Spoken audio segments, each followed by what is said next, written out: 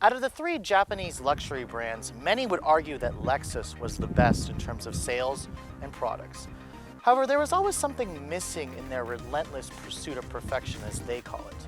Buyers who cross-shopped Lexus with BMW significantly criticized the brand for being boring and bland in terms of driving dynamics. Well, what I have behind me is the vehicle that started it all, the IS300. Finally, a true rear-wheel drive sports sedan that could run with BMW's best-in-class 3 Series. Is it too good to be true? Let's find out.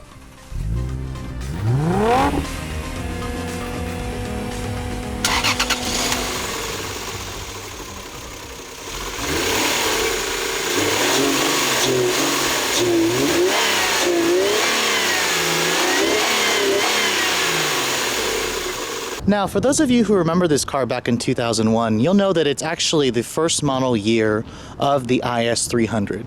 Now, at first glance, you might be thinking, is it a Toyota Corolla underneath? It's pretty small. It's not, I'm happy to say. It's actually based off of a Japanese market vehicle called the Toyota Altezza. And it actually is basically a direct copy of the vehicle, aside from the Lexus badges, aside from a different grille. The taillights are exactly the same. People actually criticize Lexus for the IS for its slightly boy racer looks in the rear, especially with those clear lens taillights, which kind of resemble the kind of taillights that people use on their, modified Hondas.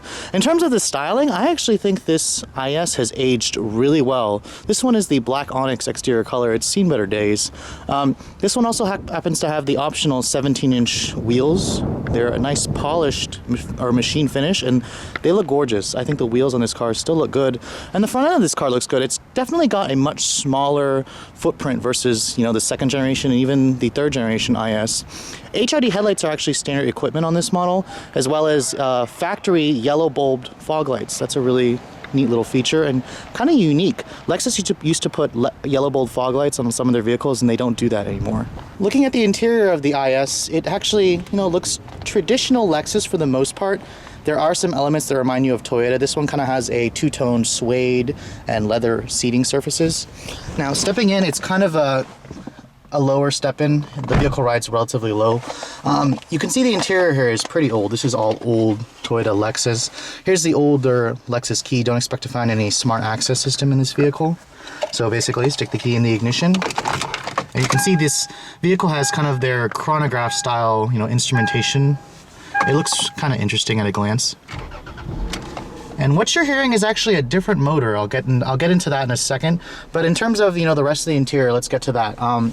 Surprisingly, this dashboard is hard touch. I was very disappointed to find that it's hard touch. This plastic here is pretty cheap. This car doesn't really feel like a Lexus. In terms of the fit and finish, it's okay, but it kind of just reminds me of a Corolla. The glove compartment isn't even damped. It is lined with felt though, but this lid here is hard plastic. The grating feels okay, but it's all hard plastic. Coming to the door panels, it's soft touch right here, basically the same suede that's on the seats, and slightly padded right here, but it's not leather stitch or anything. You got an automatic down and up, driver window. That's, I guess, pretty nice. This steering wheel looks like it comes right off of the Toyota Celica or other Toyota products. But in terms of the rest of the interior, you can see this one's got some metal shift ball here. It actually can get really hot in the sunlight. It controls a 5-speed automatic transmission with these little buttons here to shift the gears. Kind of nice back then. And it's good that it actually had 5 speeds. You actually do get heated seats with this vehicle. There's traction control. I don't believe there's stability control in this vehicle. And you got kind of your standard, Lexus premium sound system. And then you have a single zone climate control. It's not dual zone. Coming to the center console here, you can see it's got puny little cup holders. Don't expect to put anything in that. And then the armrest right here is hard. I was very disappointed when I hit my elbow on that, but I have to keep in mind this is a pretty old vehicle, pretty small, storage there for the center console. Overall, the interior of this vehicle is definitely, old, and it definitely feels very cramped. The vehicle is not very wide, it's not very long, but it's cozy.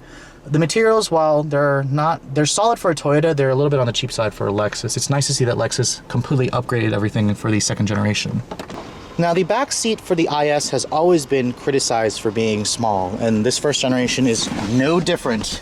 I just sat in the new third generation. It's much larger than this. You can see it's got a very large drive shaft tunnel here because the fact that this is rear-wheel drive.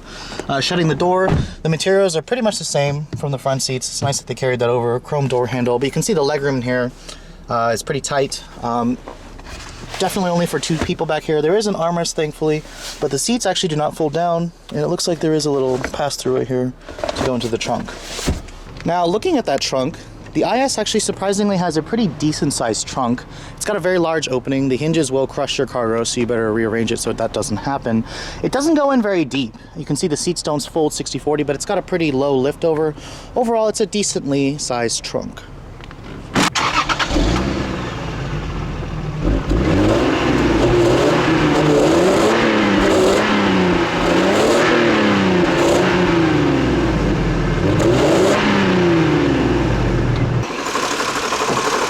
Now, coming under the hood of this first generation IS, you'll find a different motor that's what's in the current generation, or the second generation. This is Toyota's 3-liter straight 6. This is a inline 6-liter, or inline 6-cylinder engine. It's part of their 2JZ engine family. There's actually a twin-turbo version that's in the Toyota Supra. It's got an iron block, it's got variable valve timing. Here are the numbers: 220 horsepower, or I'm sorry, 215 horsepower and 218 foot-pounds of torque. Paired with the 5-speed automatic for 2001, there was a rare 5-speed manual available in 2002, but let's see how the 5-speed auto drives with this combination. So this car has gotten pretty cheap in the used car market. So if you're in the market to purchase one, let's take a look at how it drives. You know, for a straight 6 with 102,000 miles, it sounds perfect. It just purrs away. Kind of typical, you know, older Toyota. They've always been pretty bulletproof. Now, driving this car is just very different compared to, you know, Lexuses that were out during this time frame. The steering is pretty heavy. Most Lexuses, you know, back then had very numb, light steerings. The steering is slightly numb still. It's not very quick to respond to inputs, but it actually provides a little more feedback, and the heaviness, you know, adds to that sporty feel. The car just feels tiny though. You have this really, you know, short front end. Feels very narrow. The pillars here are very thin. It all takes you back in time to where cars, you know, had better visibility.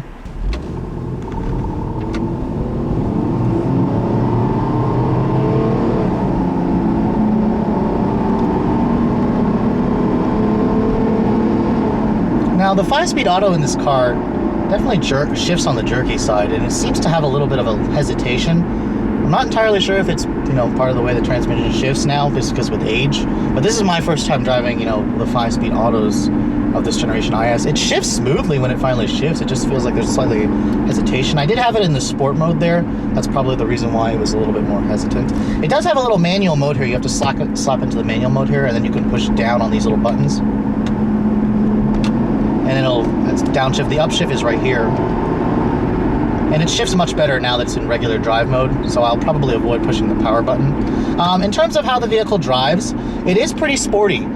It's not as sporty as, you know, BMW's 3 Series or Acura's TL or Infiniti's G at the time, but I must, you know, give Lexus a hand of applause, because this car is definitely a lot more youthful and fun versus, you know, that Toyota Camry ES300, which was basically in the same price range. The one thing about the car is the ride is definitely stiffer. The Acura TL, the Audi A3, the G35 gives you a slightly better ride. In terms of noise, I'm not really going to complain about the noise. This is a pretty old car, so it's not as quiet as it used to be. Now, in terms of normal acceleration, this 3-liter straight 6 is actually pretty torquey. You know, it makes a little bit more power than the 2.5 in the current generation IS. However, I think the 2.5 might be even smoother and more buttery compared to the 3-liter straight 6 in this car. You know, I've never actually driven a Toyota Supra with this engine, so it's probably my first time driving this car in general. And it's pretty nice. I'm pretty impressed with, you know, the way this car drives, even, you know, after 100,000 miles on it, and, you know, being 11 years old, 12 years old, it's still a really good car. And I can see why they're getting pretty popular in the used car market. Now, the visibility in here is pretty good. The pillars here are so thin, and it's just easy to drive, easy to park. The gas mileage on this vehicle, however, is not too great. It does use premium gas, and it gets about 1723, as I believe was what it's rated at. So, I mean, this is a sport luxury sedan. This is not an economy compact car like a Corolla. Just keep that in mind. Now, this car does have the 17-inch wheels, which are optional, and it's got a pretty tight turning radius. It's a small car.